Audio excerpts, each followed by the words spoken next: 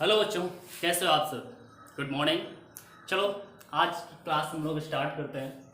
आज की क्लास में हम लोग स्टार्ट करने जा रहे हैं लेसन नंबर 5। लेसन नंबर 5 बहुत ही सिंपल लेसन है, बहुत ही छोटा लेसन है और इसमें हम लोग ज़्यादा डेरिवेशन नहीं देखने वाले हैं बिकॉज इसमें सब थ्योरी ही आपको मिलेगी। ठीक है, तो हम कह सकते हैं कि थ्योरेटिकल हमारा पूरा का पूरा लेसन है। इसमें छोटी छोटी थ्योरियाँ हैं, हम लोग अच्छे से पढ़ेंगे, अच्छे से समझ में आएगा। लेकिन हाँ, इम्पॉर्टेंट है।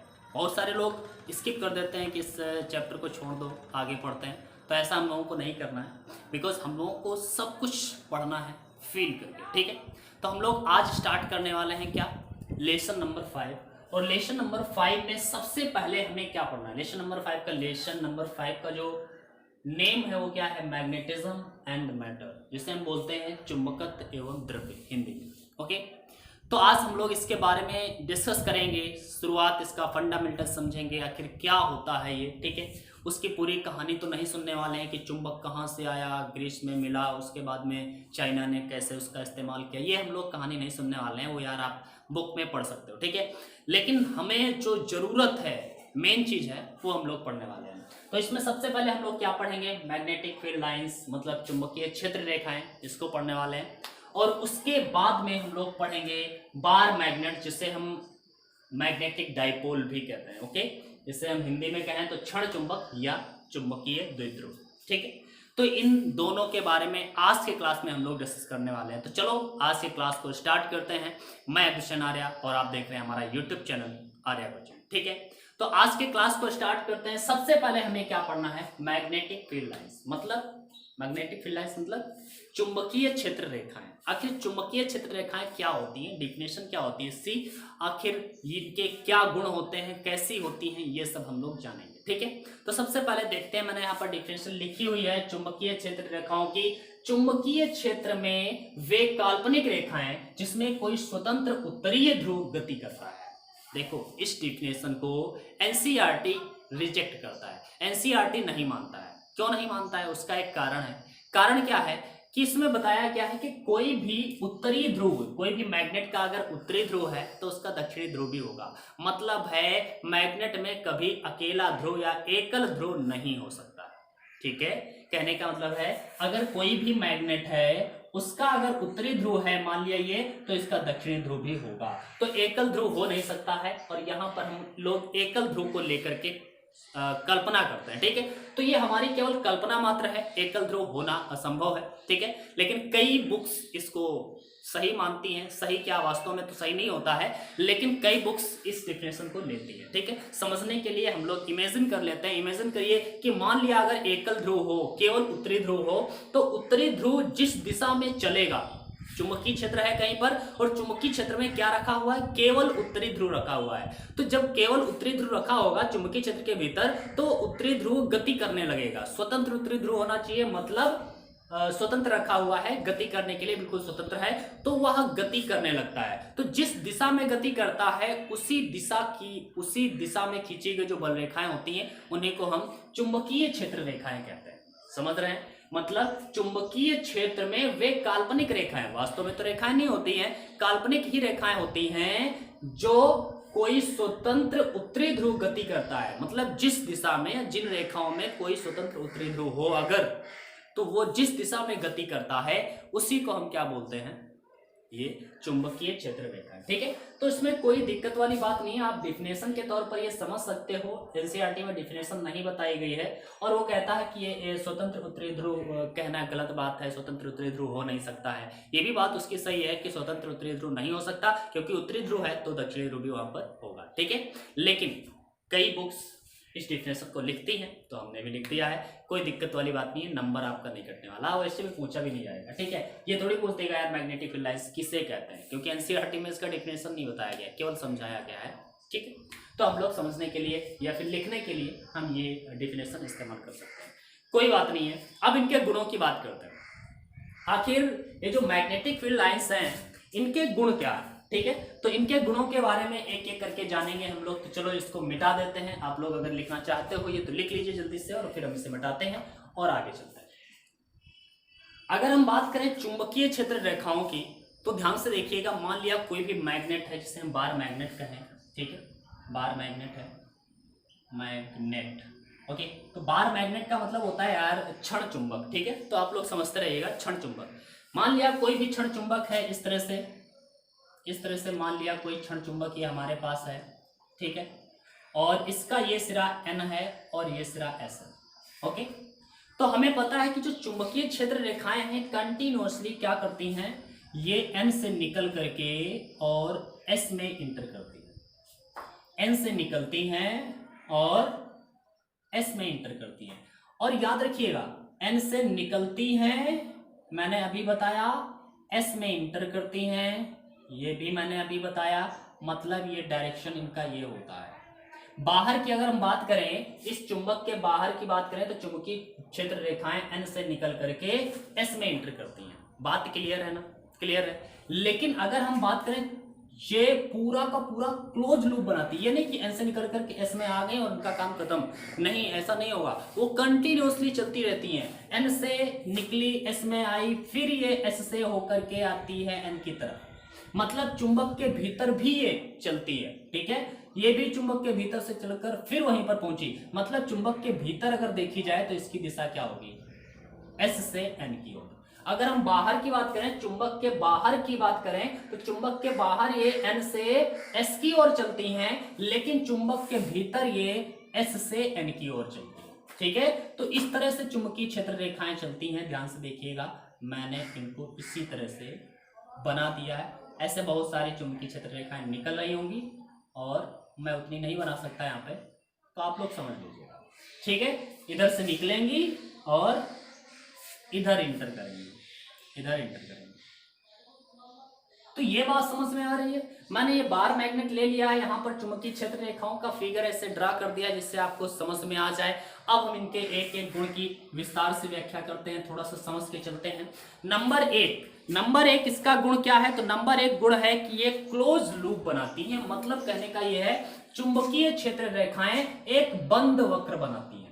देखो, अगर हम वैद्युत बल रेखाओं की बात करें, वैद्युत क्षेत्र की बात करें, तो वैद्युत क्षेत्र या वैद्युत बल रेखाओं की अगर बात करें तो वैद्युत बल रेखाएं प्लस से निकल करके माइनस की ओर आती थी, प्लस से निकल करके माइनस की ओर आती थी, लेकिन वो प्लस से निकल करके माइनस की ओर गई और उसके बाद में फिर क्या होता था, वो वापस नहीं आती थी। ये ऐसे जाती तो थी लेकिन ये वापस दोबारा नहीं आती थी। इसमें क्या है, ये क्लोज लूप नहीं बनाती थी, गई और खत्म, केवल एक तरफ का, दूसरी तरफ नहीं आई, वापस नहीं आई, तो इसका मतलब कोई बंद वक्र इन्होंने नहीं बनाया। तो ये वैद्युत क्षेत्र रेखाएं थी जो बंद वक्र नहीं बनाती थी। लेकिन अगर हम बात करते हैं यहाँ पर चुंबकीय क्षेत्र रेखाओं की, तो चुंबकीय क्षेत्र रेखाएं बंद वक्र बनाती हैं। क्या? चुंबकीय क्षेत्र रेखाएं बंद वक्र बनाती हैं, क्योंकि ये N से निकल करके S में प्रवेश करती हैं, पुनः ये चुंबक के भीतर से फिर N से निकलती हैं, फिर S में प्रवेश करती हैं, पूरा एक क्लोज लूप बनाती हैं, कह सकते हैं बंद वक्र बनाती हैं। तो लिख देते हैं चुंबकीय क्षेत्र रेखाएं, चुंबकीय क्षेत्र रेखाएं बंद वक्र बनाती हैं, बंद वक्र बनाती हैं। ओके, चुंबकीय क्षेत्र रेखाएं क्या करती हैं, एक बंद वक्र बनाती हैं, मतलब एक क्लोज लूप बनाती हैं। ओके, लेकिन याद रखिएगा ये हमेशा N से S की ओर आती हैं, किधर से, N से निकलती हैं और S में प्रवेश कर जाती हैं। कब? ये मतलब चुंबक के बाहर, ठीक है, चुंबक के बाहर, मतलब चुंबक के बाहर ये N से S की ओर चलती हैं, लेकिन अगर देखें चुंबक के भीतर वो जब चलती हैं तो वो किस दिशा में चलती हैं, तो S से N की ओर चलती हैं। देखिए इधर से इधर होके जाएगी, ठीक है, तो S से N की ओर कब चलेंगी, चुंबक के भीतर। तो चुंबक या चुंबकीय क्षण है तो चुंबकीय क्षण, ठीक है, या लिख देना, मुझसे गलती हो जाती है, ठीक है। तो चुंबक के भीतर जब ये चलेगी इनर साइड में, ठीक है, तो ये हमेशा S से N की ओर चलती है और N से S की ओर चुंबक के बाहर चलती है, ठीक है। तो ये बात आप लोगों को क्लियर होगी मेरे ख्याल से, ये point number 1। Okay, number second point हमारा क्या है, सेकेंड पॉइंट क्या है, तो सेकेंड पॉइंट आप लोग यहां पर देखिएगा। सेकेंड पॉइंट हमारा है कि यदि हम किसी भी बिंदु पर, ये जो चुंबकीय क्षेत्र रेखाएं हैं, चुंबकीय क्षेत्र रेखाओं के किसी भी बिंदु पर अगर हम चुंबकीय क्षेत्र की दिशा ज्ञात करना चाहें तो दिशा हम कैसे ज्ञात करते हैं, तो याद रखिएगा बताया गया है अगर हमें इस पॉइंट पर दिशा ज्ञात करनी है तो इस ये जो क्षेत्र रेखा है इस क्षेत्र रेखा पर एक टेंजेंट ड्रा करिए। जो टेंजेंट की डायरेक्शन होगी वो दिशा बता देती है। मतलब जो टेंजेंट ड्रा करते हैं मतलब एक स्पर्शज्या खींचते हैं तो ये जो स्पर्शज्या है यही हमारी दिशा बताती है। मतलब इस बिंदु पर वैद्युत क्षेत्र इस दिशा में है। अगर हम इस बिंदु की बात करें तो यहाँ पर स्पर्शज्या ऐसे खींची जाएगी तो ये है इस दिशा में चुंबकीय क्षेत्र। अगर हम इस बिंदु की बात करें कहां पर चुंबकीय क्षेत्र किस दिशा में है तो इस बिंदु पर चुंबकीय क्षेत्र किस दिशा में है तो यहाँ पर एक स्पर्शज्या खींचिए स्पर्श करती हुई रेखा तो यहाँ पर इसका डायरेक्शन ये है। तो हर बिंदु पर डायरेक्शन अलग हो सकता है। तो हम ये समझ सकते हैं कि चुंबकीय क्षेत्र जो है चुंबकीय क्षेत्र का डायरेक्शन हम किसके सहायता से ज्ञात करते हैं, उस बिंदु पर हम टेंजेंट ड्रा करते हैं मतलब स्पर्शज्या कहते हैं। स्पर्शज्या की सहायता से हम पता कर देते हैं कि उसकी दिशा क्या है। ठीक है, तो हम लिखेंगे यदि हम किसी बिंदु पर यदि हम किसी क्षेत्र रेखा के किसी बिंदु पर स्पर्शज्या खींचें स्पर्शज्या ओके स्पर्शज्या खींचें तो वह उस बिंदु पर चुंबकीय क्षेत्र की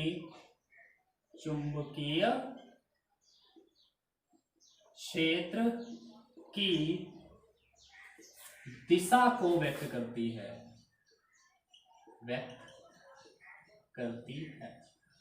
समझ रहे हैं। अगर हम किसी भी क्षेत्र रेखा के किसी बिंदु पर हम अगर स्पर्शज्या खींचें मतलब स्पर्श रेखा खींचें तो यह स्पर्श रेखा उस बिंदु पर चुंबकीय क्षेत्र की दिशा को व्यक्त करती है। इसका मतलब इस बिंदु पर चुंबकीय क्षेत्र की दिशा ये है।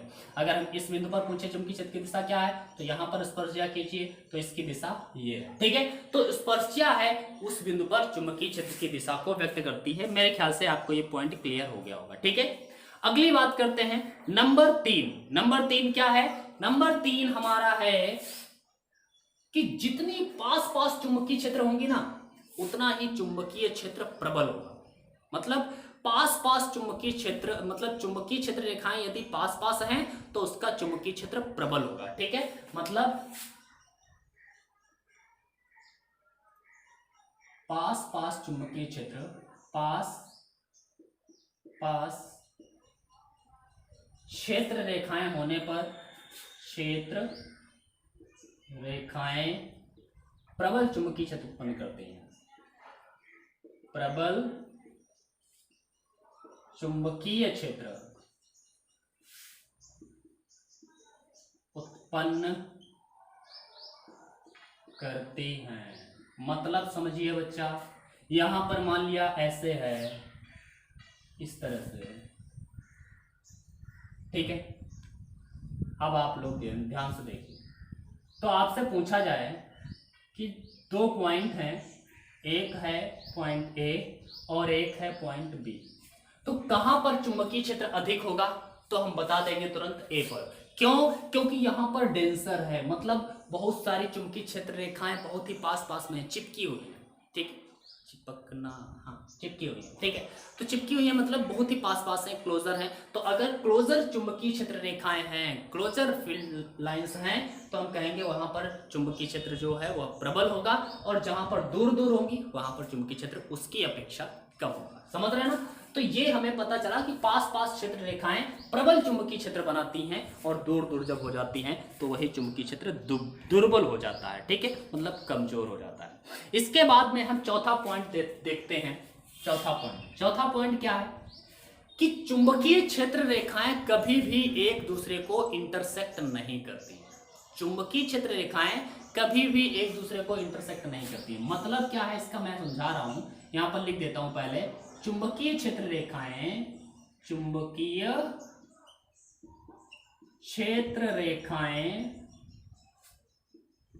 एक दूसरे को इंटरसेक्ट नहीं करती, मतलब प्रतिच्छेदित नहीं करती। प्रतिच्छेदित नहीं करती हैं। अब भाई क्यों नहीं करती हैं, इसका भी तो कोई कारण होगा। क्यों नहीं करती हैं, ध्यान से देखिएगा, ध्यान से देखिएगा। मान लिया कि करती हैं, मान लेते हैं कि मान लिया कोई चुंबकीय क्षेत्र रेखाएं ये एक दूसरे को प्रतिच्छेदित कर गई, मान लिया, ठीक है। अगर ये प्रतिच्छेदित कर गई और हमने पूछा कि इस पॉइंट पर भाई, मैंने आप में से किसी को बुलाया, बोर्ड पर बुलाया, भाई यहाँ पर बताइए, एक ये चुंबकीय क्षेत्र रेखा है, एक ये चुंबकीय क्षेत्र रेखा है, दोनों चुंबकीय क्षेत्र रेखाएं एक दूसरे को काट रही है कहीं पर।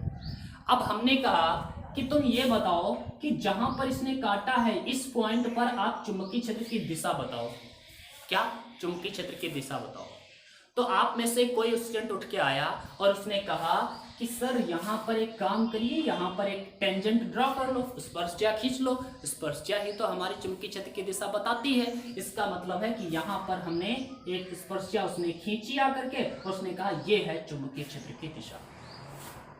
अब मैंने उसी में से कोई दूसरे लड़के को बुलाया, उसने कहा कि भाई सर ये तो गड़बड़ है, इन्होंने गलत कहा है, हम आपको बताते हैं। और वो आता है और वो कहता है कि यहां पर इस तरह से स्पर्शज्या खींचिए और ये है चुंबकीय क्षेत्र की दिशा। अब एक ने उधर बताया, एक ने उधर बताया, बात तो दोनों सही है, उसने भी स्पर्शज्या खींची है, इसने भी स्पर्शज्या खींची है। मतलब एक बिंदु पर दो डायरेक्शन शो हो रहा है, लेकिन किसी एक बिंदु पर दो डायरेक्शन तो हो नहीं सकता है, इम्पॉसिबल है। इसका मतलब है कि ये कभी काटेंगे ही नहीं। अगर काटेंगी तो जिस बिंदु पर काटेंगी वहां पर दो दिशाएं हो जाएंगी चुंबकीय क्षेत्र की, जब ऐसा होना बिल्कुल असंभव है। समझ रहे हैं ना? मतलब कभी भी किसी बिंदु पर चुंबकीय क्षेत्र की दो दिशाएं थोड़ी हो सकती हैं, एक ही दिशा होगी ना इसी एक पॉइंट पर, तो ये ऐसा हो ही नहीं सकता। इसका मतलब ये काटेंगी ही नहीं। अगर काटेंगी तो वहां पर दो दिशाएं होनी चाहिए और दो दिशाएं होना असंभव है। ठीक है, तो ये हम लोग समझ गए हैं कि चुंबकीय क्षेत्र रेखाएं एक दूसरे को कभी प्रतिच्छेदित नहीं करती हैं। क्यों नहीं करती हैं? क्योंकि यदि वो प्रतिच्छेदित करेंगी तो जिस बिंदु पर वो प्रतिच्छेदित करेंगी उस बिंदु पर क्या होना चाहिए? दो दिशाएं होना चाहिए। दो स्पर्श रेखाएं खींची जाएंगी तो दो दिशाएं होना चाहिए, और दो दिशाएं कभी भी नहीं हो सकती, अर्थात इट इज इम्पॉसिबल। ओके, तो ये क्लियर हो गया है मेरे ख्याल से चौथा पॉइंट आपका, कि ये एक दूसरे को कभी भी प्रतिच्छेदित नहीं करती हैं। ओके, इसके बाद में और हम आपको पॉइंट बताते हैं एक आधा, जिससे आपको और अच्छे से क्लियर हो जाए। ठीक है, तो आगे क्या देखते हैं ये आप लोग नोट कर लीजिएगा, फिर मैं इसे मिटा देता हूं। जल्दी से नोट करिए, बिकॉज टाइम बच्चा कम है भाई, जल्दी करो, वीडियो को रोक दो और नोट कर लो। ठीक है, हम मिटाते हैं। अगला पॉइंट क्या है? Pole strength. क्या? पोल स्ट्रेंथ, सॉरी आर छूट गई, कोई बात नहीं यार, आप लोग लिख लेना। ठीक है, तो पोल स्ट्रेंथ की बात अब हम लोग करने जा रहे हैं। ठीक है, पोल स्ट्रेंथ क्या होता है? पोल स्ट्रेंथ का मतलब है बच्चा, कोई भी बार मैग्नेट है, मान लिया इस तरह से, ठीक है, एन है, एस है, या एस है, एन है, ठीक है। तो यहाँ पर इस पोल की जो कैपेसिटी है, इस पोल का जो चुंबकत्व है, उस चुंबकत्व को हम क्या बोलते हैं? पोल स्ट्रेंथ, जिसे हम एम से व्यक्त करते हैं। एम इधर है तो एम इधर है, समझ रहे ना? मतलब हम अगर कंपेयर करें चुंबक वैद्युत क्षेत्र से, तो वैद्युत क्षेत्र में जब हम लोग वैद्युत द्विध्रुव पढ़ते थे तो यहाँ पर एक आवेश होता था और यहाँ पर आवेश होता था। तो ये आवेश थे, यहाँ पर इन पोल्स पर क्या थे? आवेश थे, और उस आवेश के कारण ही तो जो भी बल लगता था, कुछ भी होता था, इन आवेशों के कारण ही तो होता था। इसी प्रकार हम कह सकते हैं कि चुंबकीय द्विध्रुव, ये भाई पोल, ये क्या है? डायपोल ही तो है, ठीक है। ये चुंबकीय द्विध्रुव है, वो वैद्युत द्विध्रुव था। तो चुंबकीय द्विध्रुव में क्या है? चुंबकीय द्विध्रुव में आवेश नहीं होते हैं, यहाँ पर मैग्नेटिज्म होता है, चुंबकत्व होता है, समझ रहे ना? तो ये चुंबकत्व, यहाँ पर चुंबकत्व कितना है, उस चुंबकत्व को हमने क्या बोला है? हम कह सकते हैं कि इस ध्रुव की एक अलग प्रॉपर्टी है अपनी, उसको हम एम कहते हैं। ठीक है, इसे हम बोलते हैं पोल स्ट्रेंथ। इसका भी एम है, दोनों इक्वल होता है। जैसे इसमें दोनों आवेश इक्वल होते थे, तो यहाँ पर भी दोनों आवेश इक्वल हैं, बस अंतर इतना है कि यहाँ से एग्जिट होंगी सारी की सारी चुंबकीय क्षेत्र रेखाएं और यहाँ पर इंटर होंगी। ठीक है, तो यहाँ पर डायरेक्शन अलग अलग होता है, लेकिन पोल स्ट्रेंथ तो बराबर होगा। ठीक है, तो यहाँ पर हम कह सकते हैं कि जैसे वैद्युत ध्रुव में आवेश Q और ये हमारे Q और माइनस Q कार्य करते थे, उसी प्रकार यहाँ पर M कार्य करने वाले। वहां पर आवेश थे, यहाँ पर M है, मतलब आवेश ही M है। अच्छा याद रखिएगा, हमेशा जो हमारा प्लस वाला आवेश होगा, प्लस वाले आवेश की भांति हमेशा नॉर्थ पोल काम करता है। नॉर्थ वाला मतलब नॉर्थ पोल का जो हमारा M होगा, ठीक है, जो पोल स्ट्रेंथ होगी नॉर्थ वाली वो काम करेगी, और जो साउथ वाला होता है उसके लिए माइनस Q आवेश साउथ वाले के लिए होता है। ओके, साउथ पोल के लिए माइनस Q और प्लस Q के लिए नॉर्थ पोल। क्योंकि हमें पता है कि हम यहाँ पर देखते थे तो चुंबकीय क्षेत्र रेखाएं जो है हमेशा वैद्युत क्षेत्र रेखाएं प्लस से माइनस की ओर जाती थी, तो प्लस से निकल करके माइनस की ओर जाती थी। यहाँ पर क्या होता है, एन से नॉर्थ से निकल करके साउथ की ओर जाती है, तो एन प्लस की भांति व्यवहार कर रहा है और माइनस जो है वो साउथ की भांति व्यवहार कर रहा है। ठीक है, मतलब जो साउथ है वो माइनस की भांति व्यवहार कर रहा है। तो ये बात आपको याद रखनी है। एम क्या है आप लोग समझ गए होंगे। हम कहने का मतलब ये है हमारा कि जितनी हम कह सकते हैं number of field lines proportional होता है पोल स्ट्रेंथ, मतलब जितनी ज़्यादा पोल स्ट्रेंथ होगी उतनी ही ज़्यादा वहाँ पर फील्ड लाइंस होंगी। मतलब यहाँ पर ज़्यादा फील्ड लाइंस निकल रही हैं, ठीक है, सॉरी एन से निकलेंगी, तो एन से निकलेंगी, मैंने एन एस इधर उधर कर दिया यार, चलो हम इधर एस कर देते इधर एन कर देते तो हम लोगों को दिक्कत नहीं होगी समझने में। ठीक है, एन से बहुत सारी चुंबकीय बल रेखाएं निकल रही हैं, मतलब इस पोल की स्ट्रेंथ कुछ ज़्यादा है, समझ रहे ना, फील करिए यहाँ पर ज्यादा चुंबकीय बल रेखाएं निकल रही हैं, तो इसका मतलब है यहाँ पर इस पोल की स्ट्रेंथ ज्यादा है, यहाँ से ज्यादा चुंबकीय बल रेखाएं प्रवेश कर रही हैं तो इसकी स्ट्रेंथ ज्यादा है। ठीक है, तो हम कह सकते हैं नंबर ऑफ फील्ड लाइंस, मतलब चुंबकीय क्षेत्र रेखाओं की संख्या प्रोपोर्शनल होती है पोल स्ट्रेंथ के, मतलब पोल स्ट्रेंथ के अनुक्रमानुपाती होती है। चुंबकीय क्षेत्र रेखाएं अगर ज्यादा हैं तो पोल स्ट्रेंथ उसका अधिक है, चुंबकीय क्षेत्र रेखाएं कम है तो पोल स्ट्रेंथ उसका कम है। क्लियर, तो ये बात आप लोग याद रखिएगा। इसके बाद में 6 नंबर क्या है तो याद रखिएगा, कभी भी अगर हम बात करते हैं चुंबकीय क्षेत्र रेखाओं की, तो यदि चुंबकीय क्षेत्र रेखाएं समांतर हैं, मतलब एक दूसरे के हमेशा समांतर रहें और सीधी हो, सीधी तथा समांतर क्षेत्र रेखाएं, कैसी, सीधी तथा समांतर क्षेत्र रेखाएं, ठीक है, क्या बनाती हैं, हमेशा यूनिफॉर्म मैग्नेटिक फील्ड बनाती है, मतलब एक समान चुंबकीय क्षेत्र को प्रदर्शित करती हैं। सीधी तथा समांतर क्षेत्र रेखाएं एक समान चुंबकीय क्षेत्र को, एक समान चुंबकीय क्षेत्र को प्रदर्शित करती हैं भाई, प्रदर्शित, ओके, प्रदर्शित करती है। मतलब है कि अगर सीधी क्षेत्र रेखाएं हैं बिल्कुल और एक दूसरे के समांतर हैं, ओके, सीधी तथा समांतर क्षेत्र रेखाएं एक समान चुंबकीय क्षेत्र को प्रदर्शित करती हैं। मतलब अब हम कह सकते हैं कि ये जो चुंबकीय क्षेत्र है एक समान है, जितना चुंबकीय क्षेत्र यहाँ पर भी है उतना ही यहाँ पर है। ठीक है, हर जगह पर चुंबकीय क्षेत्र, इसमें हर जगह पर चुंबकीय क्षेत्र समान रहने वाला है, P1 P2 P3, ठीक है, तो ये सारे पॉइंट्स पर चुंबकीय क्षेत्र बराबर होगा। हम कह सकते हैं B, चुंबकीय क्षेत्र को B से व्यक्त करते हैं, B ऑफ P1 बराबर होगा B ऑफ P2 बराबर होगा B ऑफ P3 बराबर होगा B ऑफ P4, ये सब बराबर होंगे क्योंकि ये यूनिफॉर्म मैग्नेटिक फील्ड है, एक समान चुंबकीय क्षेत्र है तो हर जगह पर चुंबकीय क्षेत्र समान होगा। ठीक है, तो ये नोट कर लीजिए जल्दी से। उसके बाद में अब हम लोग देखेंगे bar magnet. Okay, bar magnet के बारे में हम लोग जान चुके हैं कि बार मैग्नेट क्या है। बार मैग्नेट क्या है तो हम लोगों ने ये जाना है कि बार मैग्नेट एक तरीके का क्षण चुंबक कहते हैं, जिससे एक क्षण है जिसका एक ध्रुव उत्तरी ध्रुव है, एक दक्षिणी ध्रुव है, उत्तरी ध्रुव है, दक्षिणी ध्रुव है, तो इसी को हम क्या बोलते हैं, बार मैग्नेट। लाइक दिस, इस तरह से ये बार मैग्नेट, ऐसे चुंबकीय कोई क्षण हो तो उसे हम बोलेंगे बार मैग्नेट है, चुंबकीय क्षण ही इसको हिंदी में बोलते हैं। ठीक है, तो इसमें एक ये उत्तरी ध्रुव हो गया तो ये दक्षिणी ध्रुव हो गया। ठीक है, तो इस तरह से हम दो ध्रुव हैं अगर तो हम इसे डाइपोल कहते हैं, द्विध्रुव, तो हम बार मैग्नेट को ही, मतलब चुंबकीय क्षण को ही हम चुंबकीय द्विध्रुव बोलते हैं, चुंबकीय क्षण को ही हम चुंबकीय द्विध्रुव बोलते हैं, याद रखिएगा। ठीक है, फिर गड़बड़ कर दे तो हो आप लोग, करना नहीं है आप लोगों को, ठीक है। तो आप लोगों ने नोट कर लिया होगा, मिटा दें। ठीक है, नोट कर लीजिए। बहुत जल्दी स्क्रीनशॉट लेने लगते हो भाई, स्क्रीनशॉट नहीं लिया करो, पेन कॉपी उठा के बैठा करो और उसी में लिखा करो, ठीक है, क्योंकि लिखने की आदत बनाओ बच्चा।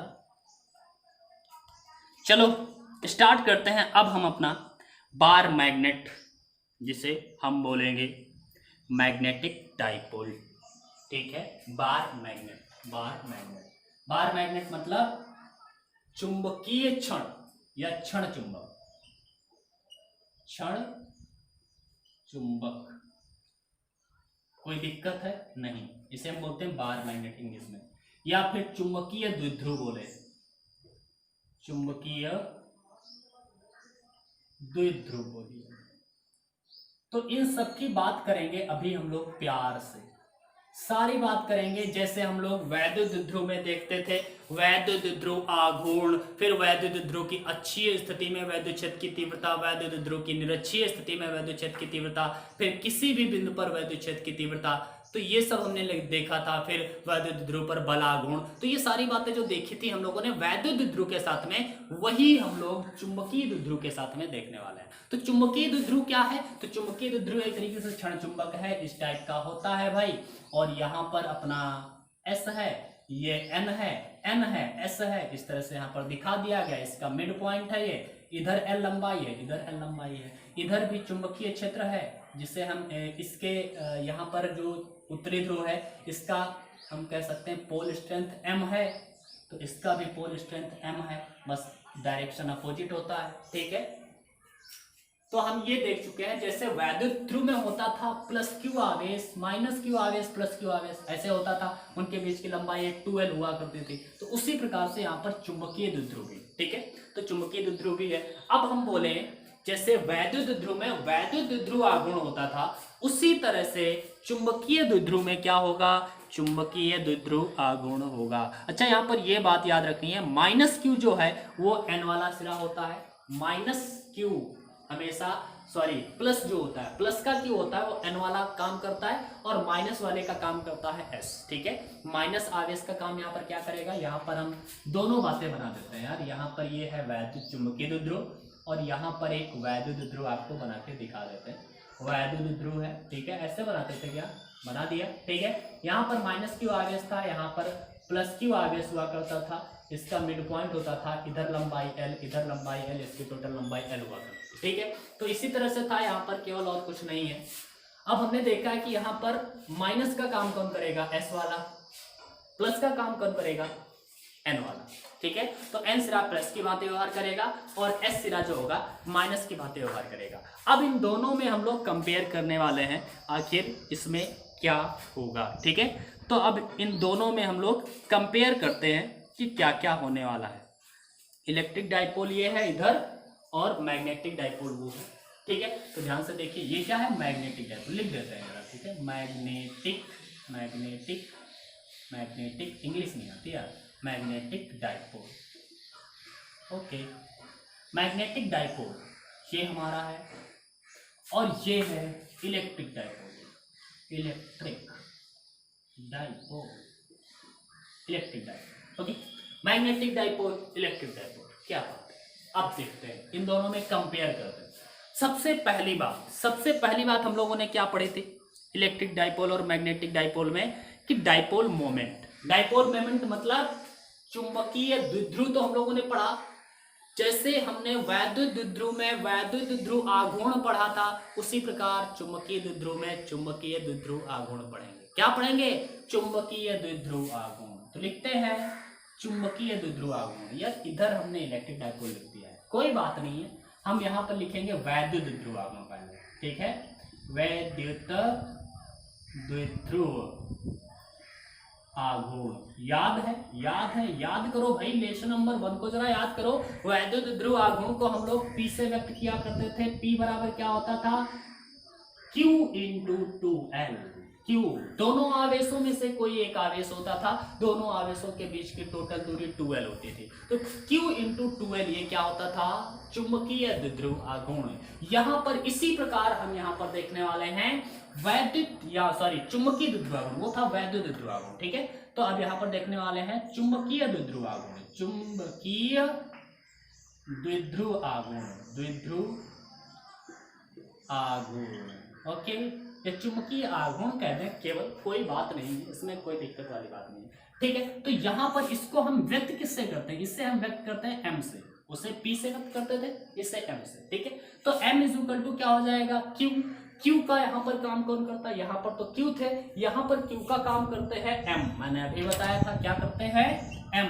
तो ये m हो गया, m के बाद में क्या है, उधर क्या है 2L, क्या है 2L है, तो यहाँ पर क्या है, इसकी लंबाई भी 2L है, ठीक है। तो m इंटू 2L जो होगा वो होगा इसका चुंबकीय द्विध्रुव आघूर्ण। तो मेरे ख्याल से आपको समझ में आ रहा होगा, केवल कंपेयर करना है, ठीक है। m इंटू 2L ये क्या हो गया, चुंबकीय द्विध्रुव आघूर्ण हो गया, ठीक है।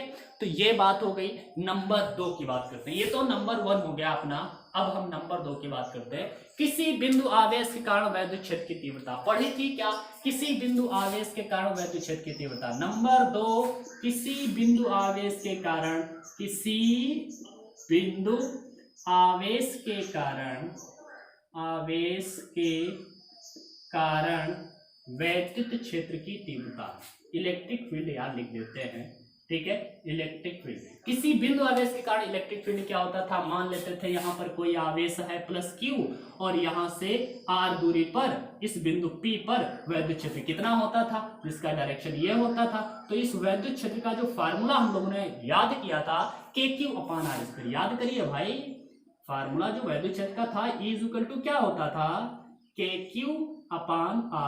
यहाँ पर K का वैल्यू क्या होता था, तो K कांस्टेंट होता था जिसका वैल्यू होता था K इक्वल टू 1/4πε0। मतलब वैद्युत क्षेत्र में पूरा यही कांस्टेंट चला था 1/4πε0। जहां पर K की बात करते थे वहां पर क्या होता था 1/4πε0। ये वैद्युत क्षेत्र का नियतांक था, ठीक है।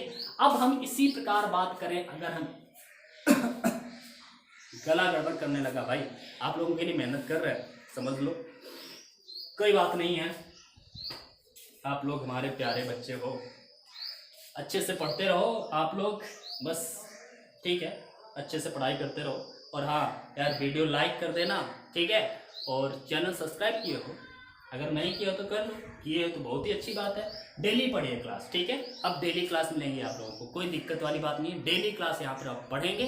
शाम को 7 बजे आपको क्लास मिलने वाली है, फिजिक्स की डेली मिलेगी, मैथ की शाम को 5 बजे मिलेगी। तो दोनों क्लासेस आप पढ़ सकते हैं। और हाँ, आपके जो दोस्त हों उनको भी बता दें, हम यहाँ पर आते हैं, कहाँ चले जाते हैं, देखो चैनल का प्रचार करने लगते हैं। तो हमने यहाँ पर क्या बताया, किसी बिंदु आवेश के कारण इलेक्ट्रिक फील्ड का फॉर्मूला हमें पता था E इक्वल टू KQ/R² होता है, ठीक है। यहाँ पर K का वैल्यू क्या होता है 1/4πε0, ये हमें पता है, ठीक है।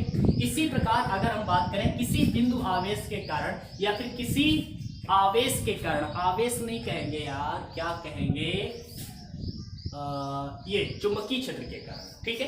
कहीं भी मान लिया कोई ध्रुव है, अकेला ध्रुव है जैसे N है, ठीक है। तो किसी स्वतंत्र ध्रुव के कारण, स्वतंत्र ध्रुव होता नहीं लेकिन हम कल्पना मात्र करते हैं कि मान लिया कोई ध्रुव हो, तो स्वतंत्र ध्रुव के कारण वैद्युत क्षेत्र, सॉरी वैद्युत क्षेत्र यहाँ पर थोड़ी होगा, चुंबकीय क्षेत्र होगा भाई, ठीक है। चुंबकीय क्षेत्र यहाँ पर कितना होगा, तो हमें याद रखना है, मान लिया कि ये है हमारा N सिरा, ठीक है। तो ये स्वतंत्र नहीं हो सकता क्योंकि S भी तो इधर कहीं ना कहीं होगा, S भी होगा। तो हम मान लेते हैं कि अगर केवल N हो तो N के कारण किसी बिंदु पर चुंबकीय क्षेत्र कितना होगा। मान लिया इस पॉइंट पर हम देखते हैं चुंबकीय क्षेत्र कितना होगा, तो ध्यान से देखते हैं भाई, चुंबकीय क्षेत्र यहाँ पर कितना होगा, जिससे R दूरी पर है, यहाँ पर चुंबकीय क्षेत्र का डायरेक्शन तो यही होगा हमारा। तो चुंबकीय क्षेत्र कितना होगा, सॉरी B कितना होगा, तो इसके लिए फॉर्मूला क्या हो जाएगा, B इक्वल टू, इसी से कंपेयर करिए, E था वो, ये B है, फॉर्मूला क्या हो जाएगा KQ, के क्यू की जगह पर यहाँ पर इसमें क्या काम करता है एम, तो यहाँ पर के की क्यू की जगह पर क्या होने वाला है एम, तो के एम अपान आर स्क्वायर क्या हो जाएगा के एम अपान आर स्क्वायर। कोई दिक्कत है आपको? नहीं होनी चाहिए भाई, के एम अपान आर स्क्वायर। ठीक है, यहाँ पर जो के होगा तो वहां पर के कांस्टेंट था जिसका मान हुआ करता था 1/4πε0, लेकिन यहाँ पर जो के है इसका मान होता है μ0/4π। भाई चुंबकीय क्षेत्र में जो भी कांस्टेंट निकलता है तो चुंबकीय क्षेत्र में जो कांस्टेंट होता है वो कांस्टेंट चलता है हमारा μ0/4π। μ0/4π ये कांस्टेंट चलता है चुंबकीय क्षेत्र में। वैद्युत क्षेत्र में कांस्टेंट जो हमारा है वो चलता है 1/4π। तो यहाँ पर थोड़ा सा अंतर है, बस और कुछ नहीं है, बस कंपेयर कर सकते हैं, आराम से कंपेयर कर लिया।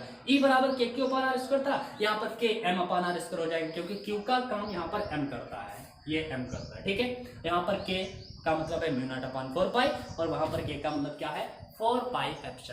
ठीक है, तो कोई दिक्कत वाली बात नहीं है, बहुत ही आसानी से हम लोग ने देख लिया। ठीक है, अब चलते हैं तीसरी बात करते हैं। तीसरी बात डाइपोल के एक्सिस में, डाइपोल के इधर उधर चुंबकीय क्षेत्र क्या होगा देखते हैं। ठीक है, तो इसको आप लोग नोट कर लीजिए, जल्दी से नोट कर लीजिए, फिर हम इसे मिटाते हैं और फिर हम आगे बढ़ते हैं। ठीक है,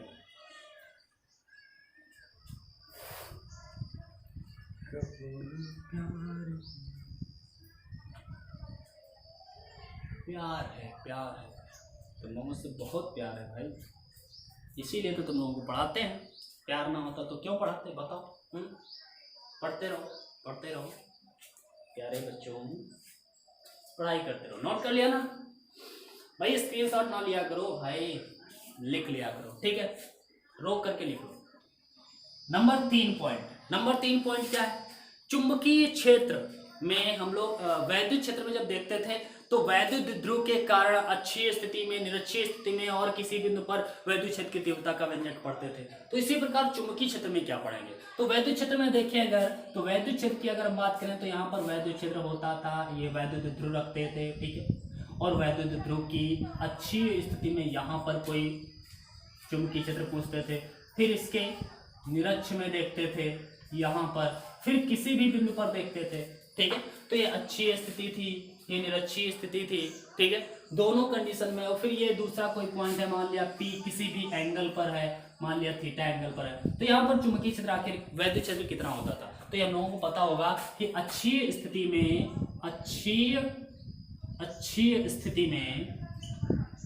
वैद्युत क्षेत्र कितना होता था? तो अक्षीय स्थिति में वैद्युत क्षेत्र का मान होता था वेक्टर E बराबर KP अपान आर स्क्वायर। क्या होता था? KP upon R cube, sorry 2KP upon R cube, यही होता था ना। E is equal to 2KP upon R cube, याद करिए भाई, 2KP अपान आर क्यूब यही होता था। ठीक है, और यहाँ पर अगर निरक्षीय की बात करें, निरक्षीय स्थिति मतलब ये इक्वेटोरियल लाइन पर। ठीक है, मतलब अविलंब पर। ठीक है, तो अविलंब पर अगर किसी बिंदु की बात करते थे तो यहाँ पर कितना होता था? तो फार्मूला होता था E इज इक्वल टू केवल KP अपान आर क्यूब। अच्छा, आर क्यूब होता है आर स्क्वायर में, आर क्यूब। ठीक है, तो ये होता था। अगर हम किसी अदर पॉइंट की बात करें, याद है किसी अदर पॉइंट वाला फॉर्मूला क्या होता था? नहीं याद आ रहा? ये याद होगा, ये याद होगा, वो नहीं याद आ रहा। चलो हम बताते हैं यार। ठीक है, हम बताएंगे आपको निरक्षीय स्थिति वाला जो फार्मूला होता था वो क्या होता था, मतलब किसी अन्य पॉइंट पर, तो किसी अन्य पॉइंट पर, अन्य बिंदु पर, अन्य बिंदु पर। ठीक है, तो अन्य बिंदु पर वैद्युत क्षेत्र का जो फार्मूला होता था E इज इक्वल टू होता था KP upon R cube into में रूट के भीतर, भाई रूट के भीतर 1+3 कास स्क्वायर थीटा। थीटा क्या होता था? ये एंगल। ठीक है, तो ये 1+3 कास स्क्वायर थीटा ये हुआ करता था इसका फार्मूला। मेरे ख्याल से क्लियर होगा। ठीक है, आपको पता होगा। इसी प्रकार अब हम कंपेयर करते हैं मैग्नेटिक डाइपोल में। Magnetic dipole, okay, magnetic dipole में क्या करते हैं? यहाँ पर भी अगर हम यहाँ पर मैग्नेटिक डाइपोल ले, इस तरह से ले लें। ठीक है, इसका N ये है, S ये है, और यहाँ पर इसकी एक्सिस में हम देखें कोई बिंदु है, यहाँ पर कितना होगा, फिर इसके अभिलंब पर देखें कितना होगा, अन्य किसी बिंदु पर देखें कितना होगा। तो यही देखते हैं अक्षीय स्थिति में या अक्ष में, अक्षीय स्थिति अच्छी स्थिति में चुंबकीय क्षेत्र जो होगा वेक्टर बी बराबर क्या होगा 2kp/r³ उसमें था, तो यहाँ पर भी 2 होगा, k होगा, p यहाँ पर p का काम कौन करता है m, कैपिटल M, चुंबकीय ध्रुव आघूर्ण जो अभी ऊपर लिखवाया था पहला नंबर, ठीक है, अपान r³, ठीक है। तो ये हो गया, कोई दिक्कत है क्या? नहीं होनी चाहिए भाई, नहीं होनी चाहिए। सेम आराम से हम लोग कर सकते हैं, कुछ भी कंपेयर करना है। के का वैल्यू पता है, वहां पर के का वैल्यू क्या होता है, तो यहाँ पर के का वैल्यू भाई होता है, के का वैल्यू होता है 1/4πε0, और यहाँ पर याद रखिएगा जो के का वैल्यू चलने वाला है वो क्या चलेगा, अभी बताया था μ0/4πε0। इतनी जल्दी बोलोगे यार, कैसे काम चलेगा, बोलना नहीं है, ठीक है। तो ये हो गया अच्छी स्थिति। अब निरक्षीय स्थिति की बात करते हैं। निरक्षीय स्थिति, निरक्षीय स्थिति मतलब अभिलंब पर की बात कर रहे हैं हम, ठीक है। तो अभिलंब पर की अगर हम बात करें तो क्या हो जाएगा भाई, तो अभिलंब पर होता है kp/r³, तो यहाँ पर क्या हो जाएगा 2 हटा दिया, km/r³, ये कैपिटल M होती है, ठीक है। तो km/r³ हो जाएगा यहाँ पर फार्मूला, ठीक है। तो उसी तरह से तो है, बिल्कुल कुछ भी नहीं करना है, बस आराम से हम लोगों को कंपेयर कर लेना है, सब कुछ निकल आ रहा है। अगली बात है जैसे अन्य बिंदु पर की बात करें तो अन्य बिंदु पर क्या हो जाएगा, अन्य बिंदु पर वैद्युत क्षेत्र नहीं है, शायद चुंबकीय क्षेत्र चल रहा है। चुंबकीय क्षेत्र क्या हो जाएगा, तो इसी प्रकार हो जाएगा जैसे km/r³, kp/r³ तो यहाँ पर km/r³ और रूट के भीतर वही रहेगा 1+3 cos²θ, जिस पॉइंट पर होगा उसका एंगल, ठीक है। तो ये देख लिया हम लोगों ने, बहुत ही आसानी से समझ में आना चाहिए आपको कि यहाँ पर तीनों स्थितियां हम लोगों ने देखी। वैद्युत ध्रुव को चुंबकीय ध्रुव के साथ में कंपेयर कर लेना है और सब हमें फार्मूले मिलते हुए चले जा रहे हैं, ठीक है।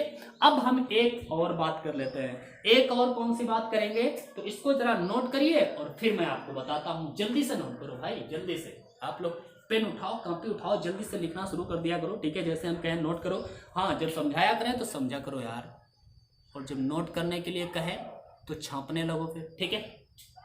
हो गया, चलो देखते हैं आगे। अब अगर हम बात करें नंबर 5 की, 5वां नंबर था, 4 हो चुके थे शायद, अगर नहीं हुए तो चौथा होगा, 5वां होगा, कुछ भी था यार, मुझे याद नहीं है, ठीक है। तो चौथा कर लो, 5वां कर लो, जो भी पॉइंट हो आपका वो कर लेना यार, ठीक है।